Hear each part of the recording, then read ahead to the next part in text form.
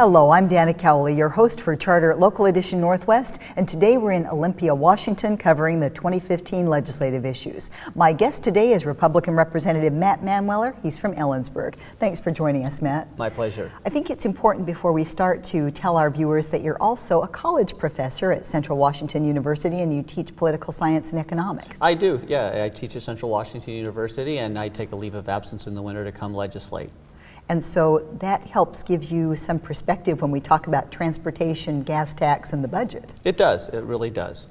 What are your thoughts about the transportation package that lawmakers are looking at this year? Well, what we know is that Washington State is a highly trade-dependent state. I think 40% of all jobs in Washington are tied to exports in some ways. That means we have to have functioning ports, we have to have a functioning rail system, and we have to allow our truckers to get to those ports. However, the question always comes back to cost, and are we spending the money the most efficient way possible?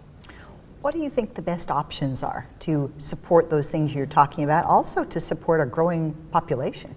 Right. Well, I think what we're seeing, given some of the mistakes out there, high-profile mistakes, Bertha getting stuck and bridges not floating, is that what the taxpayers are telling me is, if you want to spend money on a transportation package, I understand the need, but promise me that you're not going to spend it on a boondoggle. Promise me that you're going to spend it wisely. So we've introduced a series of 8 reforms that we really hope become law, that changes the way we permit, the way we do prevailing wage, the way we charge tax on a tax, which is almost unheard of, and the way that we permit these projects, because we could get the same amount of projects for about a third of the cost, I think, if we did these things right. What do you think the chances are of those things happening? It really depends on those reforms.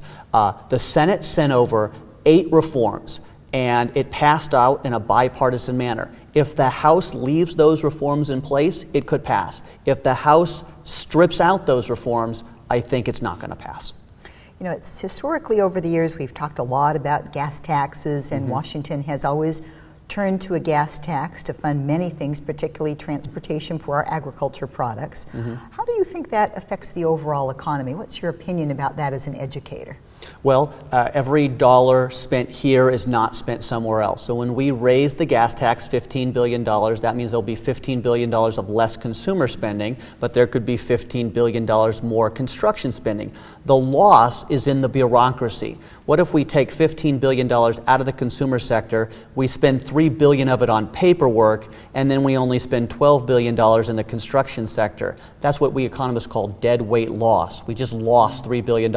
So our goal, my goal, is to make sure that for every dollar of taxation, we get a real dollar of spending in the economy, and that it doesn't get lost in paperwork and environmental mitigation and other silly stuff that provides no benefit to our taxpayers. Yes, you want that dollar circulating.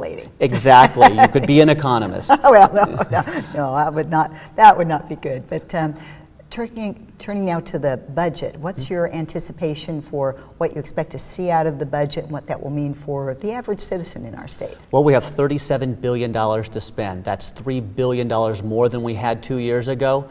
I'm afraid some people think that even $3 billion more is not enough, and they're going to roll out about $2 to $3 billion in taxes. What I'm going to tell my constituents is, I'll spend the $3 billion of additional money you already sent us, but I'm not going to ask for another $3 billion on top of that. That just seems unreasonable. That's a 9% raise. Did you get a 9% raise? Nope. I didn't get a 9% raise. I think government can live with a 9% raise. All right, Matt, thank you so much for joining us. Always appreciate you joining us and sharing your perspective. This is Matt Manweller. He's the elected representative from Ellensburg. I'm Dana Cowley with Charter Local Edition Northwest in Olympia. Thanks for watching.